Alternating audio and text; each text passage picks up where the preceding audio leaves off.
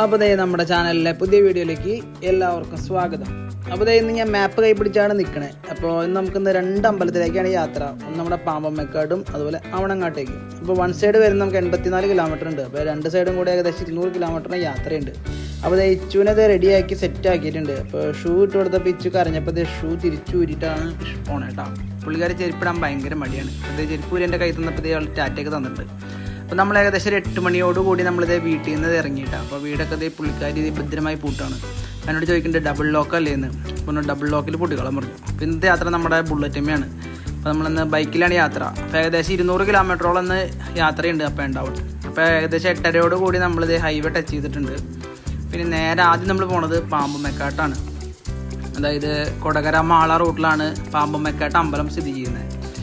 അപ്പോൾ ഏകദേശം ഒരു പകുതിക്ക് ഇപ്പോൾ ആളൂരൊക്കെ എത്തിയപ്പോൾ നമ്മളൊന്ന് ഇറങ്ങിയിട്ടാണ്. കാരണം ഇരുന്ന് മൂട് ധരിച്ചു എന്ന് പറഞ്ഞപ്പോൾ ഞങ്ങൾ ഇറങ്ങി ഒരു സർബത്ത് കുടിക്കാനുള്ള പ്ലാനിങ്ങാണ്. അപ്പോൾ ഞങ്ങൾ വണ്ടിയിൽ നിന്ന് ഇറങ്ങി രാവിലെ ഒരു 9 മണിക്ക് ആവുമ്പോൾ അവിടെ എത്തിയിട്ടുണ്ടായിരുന്നു.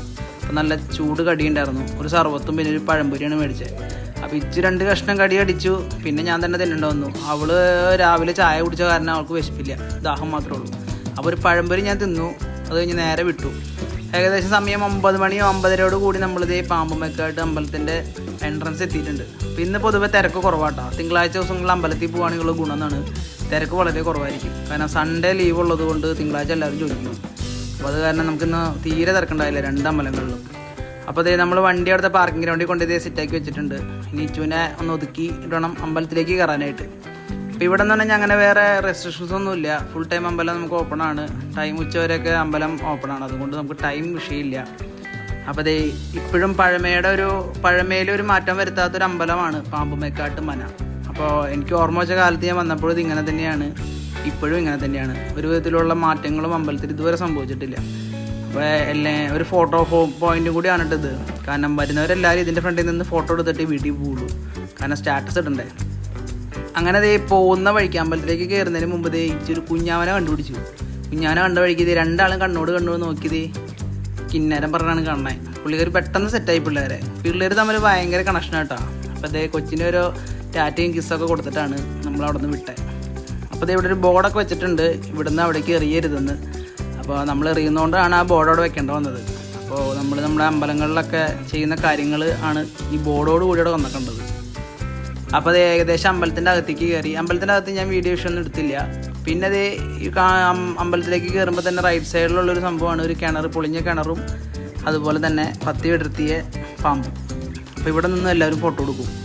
കാരണം ഇതൊക്കെയാണ് ആൾക്കാർ സ്റ്റാറ്റസ് ഇടുന്നത്. അങ്ങനെ അമ്പലത്തിൽ കയറി ഞങ്ങൾ തൊഴുതിറങ്ങി. അപ്പോൾ അവിടെ ഒന്നും ഞങ്ങൾ വീഡിയോ എടുത്തില്ല. കാരണം അമ്പലത്തിലൊന്നും വീഡിയോ എടുക്കാൻ പാടില്ല എന്ന് എഴുതി വെച്ചിട്ടുണ്ട്. അപ്പോൾ അതിനൊന്നും വീഡിയോ എടുത്തില്ല. അപ്പോൾ ഞങ്ങൾ മെയിനായിട്ട് തൊഴുതിറങ്ങി വഴിപാട് ചീട്ടൊക്കെ എഴുതിയിട്ടാണ് ഞങ്ങൾ തൊഴാൻ കയറിയിട്ടാണ്. 2-3 വഴിപാടൊക്കെ നമ്മൾ ചെയ്ത് അമ്പലത്തിൽ ചുറ്റി തൊഴുതു. കാരണം ഒരു വിധത്തിലുള്ള ഒരു ഇതുമില്ല, പണ്ടത്തെ അതേ രീതിയിൽ തന്നെയാണ് അമ്പലം ഇപ്പോഴും കിടക്കുന്നത്. ഇപ്പം ഇവിടെയാണ് നമ്മൾ വഴിപാട് ചീട്ട് എഴുതിയതിന് ശേഷം പ്രസാദം മേടിക്കുന്ന കൗണ്ടർ. ഇവിടെ നടക്കിയ നമ്മൾ വഴിപാട് ചീട്ട് വെക്കണ പരിപാടിയൊന്നുമില്ല. അവിടെ എഴുതിയിട്ട് നമുക്ക് ഇവിടുന്ന് നേരെ പ്രസാദം മേടിക്കാം. അപ്പോൾ ഇവിടുത്തെ പ്രസാദമാണ് പായസവും അതുപോലെ കദളിപ്പഴവും. ഇതും പായസം, ഒരു ഇലയിൽ പായസവും 3 കദളിപ്പഴമാണ് കിട്ടിയത്. അപ്പോൾ ഇത് കഴിച്ചതോടുകൂടി വയറ് ഏകദേശം നിറഞ്ഞു. കാരണം രാവിലത്തെ ചായ കുടി, അതുപോലെ പഴംപൊരി, പിന്നെ പായസവും 3 പഴവും. ഇച്ച് കുറച്ചൊക്കെ തിന്നു. മധുരം വലിയ ഇഷ്ടമില്ല. പിന്നെ ഞാൻ എല്ലാ പ്രാവശ്യം അവളുടെ പകുതി ഞാനാണ് കഴിക്കാറ്. കാരണം ഇച്ചു അധികം തിന്നില്ല. അപ്പോൾ അവൾക്ക് വാങ്ങിയത് എല്ലാത്തിൻ്റെ ബാക്കി ഞാനാണ് കഴിക്കാറ്. ഇന്നിപ്പോൾ എൻ്റെയും വയറ് നിറഞ്ഞ കാരണം ഞാൻ പറഞ്ഞു എനിക്കിന്ന് തരണ്ട, നീ തിന്നോളാൻ പറഞ്ഞു. അപ്പോൾ ഈ പായസം നമ്മളിങ്ങനെ പഴത്തിൽ കുഴച്ച് കഴിക്കുമ്പോഴാണ് അതിൻ്റെ ടേസ്റ്റ്. ഇവിടെ അന്നദാനം നടക്കുന്ന സ്ഥലമാണ്, അപ്പുറത്താണ് അമ്പലം. അപ്പോൾ ഞാൻ കദളിപ്പഴം ഉടച്ച് കുറച്ച് പായസം കൂടി വെച്ച് കഴിഞ്ഞാൽ സംഭവം ടേസ്റ്റാണ്. നമ്മൾ വന്ന് വിശപ്പോട് കൂടി കഴിക്കുമ്പോൾ ഒരു പ്ലേറ്റും കൂടി കിട്ടിക്കഴിഞ്ഞാൽ കൊള്ളാമെന്ന് വിചാരിക്കും. അങ്ങനെ അവിടെ നിന്ന് പ്രസാദം കഴിച്ച് നമ്മൾ ഏകദേശം 11 മണിയോട് കൂടെ നമ്മൾ അവിടെ നിന്ന് തിരിച്ചിറങ്ങിയിട്ടാണ്. അപ്പോൾ നല്ലൊരു ഓപ്പൺ ഗ്രൗണ്ടാണ് അമ്പലം നിൽക്കണം. അപ്പോൾ നമ്മൾ ചെല്ലുമ്പോൾ പുല്ലുവെട്ടും കാര്യങ്ങളൊക്കെയാണ്. അപ്പോൾ അവിടെ നിന്ന് സന്തോഷത്തോടെ കൂടി അമ്പലത്തിൽ നിന്ന് പോന്നു. കുറേ കാലങ്ങളായി പോയിട്ട്, ഇടയ്ക്ക് ഞങ്ങൾ പോകാറുണ്ട്, കുറേ കാലമായി ഇപ്പോൾ പോയിട്ട്. അങ്ങനെ ഇതാണ് അമ്പലത്തിൻ്റെ എൻട്രൻസ് വഴി നമ്മളിത് പുറത്തേക്ക് ഇറങ്ങിയിട്ട്. അപ്പോൾ അടുത്ത ലൊക്കേഷൻ ഇട്ടപ്പോൾ ഇവിടെ നിന്ന് 36 കിലോമീറ്ററാണ് ആവണങ്ങാട്ടേക്ക് കിലോമീറ്റർ കാണിച്ചത്. അപ്പോൾ പിന്നെ തൊട്ടും വൈകിട്ടില്ല. 12 മണിക്ക് മുമ്പ് നമുക്ക് അമ്പലത്തിലെത്തണം. എന്നാലാണ് നമുക്ക് തൊഴുത് ഭംഗിയായിട്ട് ഇറങ്ങാൻ പറ്റുള്ളൂ. അപ്പോൾ ബൈക്ക് ആയതുകൊണ്ട് തന്നെ നമ്മൾ വേഗത്തിലെത്തും. കാറാകുമ്പോഴാണ് ബ്ലോക്കും കാര്യങ്ങളൊക്കെ കിട്ടുക. അപ്പോൾ ഏകദേശം നമ്മളിത് അവിടെ നിന്ന് എത്തി 11:00 നമ്മളിത് നമ്മുടെ കാനാടിക്കാവ് അമ്പലം എത്തിയിട്ടാണ്. അപ്പോൾ നമ്മൾ പ്രാവശ്യം ഇവിടെ ഒന്നും കയറിയില്ല. കാനാടിക്കാവും കയറിയില്ല, അതുപോലെ പെരിങ്ങോട്ടരിയും കയറിയില്ല. അപ്പോൾ അവണങ്ങാട്ടേക്കാണ് ലക്ഷ്യം. അപ്പോൾ അവിടേക്ക് തന്നെ വിട്ടു. അപ്പോൾ 11:15 കൂടി നമ്മൾ അമ്പലത്തിൽ കയറി. അപ്പോൾ ഇന്നിവിടെ ചെന്നപ്പോഴും ആൾക്കാരില്ല, തീരെ ആൾക്കാരില്ല. അവണങ്ങാട്ടും ഒട്ടും ആൾക്കാരില്ല കേട്ടോ. നമ്മൾ ചെല്ലുന്ന സമയത്ത് ആരും ഉണ്ടായില്ല കണ്ട. വഴിയൊക്കെ ഫ്രീ ആയിട്ട് കിടന്നിരുന്നത്. ശരിക്കും നല്ല തിരക്കുള്ളൊരു സമയങ്ങളാണ് നമ്മൾ വരാറ്. ഇന്ന് തിങ്കളാഴ്ച ആയതുകൊണ്ടാണ് ഇത്രയും തിരക്കുറവ്. അത് കഴിഞ്ഞ് നമ്മൾ പോരാൻ നേരത്ത് തിരക്കായിട്ടോ. അത് ഞാൻ വീഡിയോയിൽ കാണിച്ചു തരാം. നമ്മൾ ഇറങ്ങാൻ നേരത്ത് നല്ല തിരക്കായി. എന്തായാലും നമ്മൾ ചെല്ലുന്ന സമയത്ത് കുറച്ച് പേരേ ഉള്ളൂ. അങ്ങനെ നമ്മൾ വണ്ടി പാർക്കിങ്ങിൽ നിന്ന് നമ്മൾ നടന്നു. പാർക്കിങ്ങിൽ നിന്ന് ഏകദേശം 100 മീറ്ററോളം നടക്കാനുണ്ട്. അപ്പോൾ ചെരുപ്പ് നമ്മൾ വണ്ടിയിൽ തന്നെ വെച്ചിട്ടാണ് പോവാറ്. കാരണം അവിടെ ഇപ്പോൾ പണ്ട് അവിടേക്ക് ഇടായിരുന്നു. ഇപ്പോൾ അവരുടെ സൈഡിലിടാൻ സമ്മതിക്കില്ല. അത് തന്നെ റാക്കിൽ കൊടുക്കാനൊക്കെ ആയിട്ട് നിൽക്കണം. അപ്പോൾ നമ്മൾ വണ്ടിയിൽ തന്നെ ചെരുപ്പിട്ടിട്ട് പോവും. അപ്പോൾ ചൂടായ കാരനാണ് ഒക്കത്ത് കയറിയിരിക്കണേ. അപ്പോൾ റോഡ് തണുപ്പായി കണ്ടപ്പോൾ നമ്മൾ ഇച്ചുവിനെ താഴെ വിട്ടിട്ടുണ്ട്. ഇതാണ് അവണങ്ങാട്ടേക്ക് അമ്പലത്തിലേക്ക് കയറുന്ന എൻട്രൻസ്. പോയവർക്കൊക്കെ അറിയാം, പോകാത്തവർക്ക് വേണ്ടിയിട്ടാണ് പറയുന്നത്. അപ്പോൾ ഇച്ചു ഇപ്പോൾ നടത്തമായതുകൊണ്ട് തന്നെ നമുക്ക് കുറച്ചൊക്കെ ബുദ്ധിമുട്ട് മാറിയിട്ടാണ്. പുള്ളിക്കാരി നടന്നോളും. കൈ പിടിച്ചാൽ മതി, അല്ലെങ്കിൽ പിറകിലേക്ക് നടന്നോളും. കൈ വിട്ട് കഴിഞ്ഞാൽ ബാക്കിലേക്ക് പോകും. കൈ പിടിച്ചാണ്ടൊക്കെയാണെങ്കിൽ ഒപ്പം നടന്നോളും. പിന്നെന്ന് വെച്ചാൽ വീഴാനുള്ള ടെൻഡൻസി കൂടുതലാണ്. അത് കാരണം പിടിച്ചില്ലെങ്കിൽ പുള്ളിക്കാരി ഇടിഞ്ഞൊളിഞ്ഞ് വീഴും. അപ്പോൾ അമ്പലത്തിൻ്റെ ഫോട്ടോ പോയിൻ്റാണ് ഈ സ്പോട്ട്. ഇവിടെ നിന്ന് ഫോട്ടോ എടുക്കാത്ത ആൾക്കാർ ആരും തന്നെ ഉണ്ടാവില്ല. അമ്പലത്തിൽ പോയവർക്കൊക്കെ അറിയാം. ഇവിടെ നിന്ന് ബാക്ക്ഗ്രൗണ്ട് അമ്പലമാക്കി ഫോട്ടോ എടുക്കാത്ത ഒറ്റ ആൾക്കാരുണ്ടാവില്ല. അപ്പോൾ ഇച്ചു നടക്കണ കാരണം ഇച്ചും പെണ്ണും പതിയാണ് വരുന്നത്. ഞാൻ പതിയെ നടന്നിട്ട് പോലും അമ്പലത്തിൻ്റെ അവിടെ എത്തി. ഞാൻ തിരിഞ്ഞു നോക്കിയപ്പോൾ രണ്ടാളെയും കാണാനില്ല. അപ്പോൾ ഇച്ചു വരുന്നവരോട് മുഴുവൻ ഹായ് ഹോയൊക്കെ പറഞ്ഞിട്ടാണ് വരുന്നത്. അത് കാരണം തന്നെ സമയം ഒരുപാട് വൈകിയിട്ടുണ്ട്. പിന്നെ പുള്ളിക്കാർക്ക് അങ്ങനെ വിശപ്പും കാര്യങ്ങളൊന്നും തന്നെ ഇല്ല. പോണ സമയത്ത് രാവിലെ ഒരു ഗ്ലാസ് പാല് കുടിച്ച് കഴിഞ്ഞാൽ ഉച്ച ഒരാളെ നമ്മൾ പിടിച്ച് നിന്നോളും. പിന്നെ ഒന്നും കഴിക്കും വേണ്ട, ഒന്നും വേണ്ട.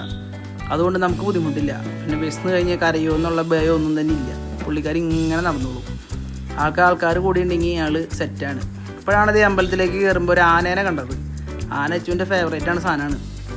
അപ്പോൾ കുറേ നേരം നോക്കി നിന്നിട്ടാ. തൊട്ടൊക്കെ വന്നപ്പോൾ പേടിയായിട്ടാണ്. അപ്പോൾ തൊടാണ്ട് തിരിച്ച് വിട്ടതാണ്. അങ്ങനെ നമ്മൾ അമ്പലത്തിൽ കയറി തൊഴുതിറങ്ങി. അപ്പോൾ അവിടെ നമ്മൾ വീഡിയോ എടുക്കാനൊന്നും പറ്റില്ല, ക്യാമറ അലൗഡ് അല്ല. അപ്പോൾ അവണങ്ങാട്ട് അമ്പലത്തിൽ നമ്മൾ തൊഴുതിറങ്ങി കഴിഞ്ഞ് ഇനി അന്നദാനത്തിൻ്റെ ഹാളിലേക്ക് പോകണം. അപ്പോൾ എല്ലാ വട്ടം നമുക്ക് ഇവിടെ നിന്നാണ് വരി കിട്ടാറ്. ഇവിടെ നിന്നൊക്കെ നമ്മൾ വരി നിൽക്കാറുണ്ട് കേട്ടോ. പുറകിൽ നിന്നൊക്കെ വരി നിൽക്കാറുണ്ട്. പിന്നെ ചെല്ലുമ്പോൾ ആരുമില്ല. അപ്പോൾ നമ്മൾ ചെല്ലുമ്പോൾ ആദ്യത്തെ ഊണിതേ വിളമ്പി വെച്ചിട്ടുണ്ട്. അപ്പോൾ എനിക്ക് സീറ്റ് ഞങ്ങൾക്ക് രണ്ട് സൈഡിലാണ് കിട്ടിയിട്ടാ. ഇച്ചുവിനും അവൾക്ക് അവരെ കിട്ടി, എനിക്ക് ഇപ്പുറത്താണ് കിട്ടി. അപ്പോൾ ഇന്നത്തെ കറി പയറും കായയും പപ്പടവും അതുപോലെ മാങ്ങച്ചാറും. അപ്പോൾ ഇങ്ങനെയാണ് വിളമ്പൽ.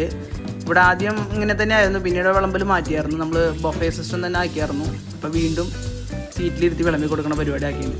ഇതുപോലെ വണ്ടിയിലാണ് വരിക. അപ്പോൾ അവിടുത്തെ സാമ്പാർ ഒരു രക്ഷയില്ലാത്തൊരു ഐറ്റമാണ്. പിന്നെ മോരും വരും.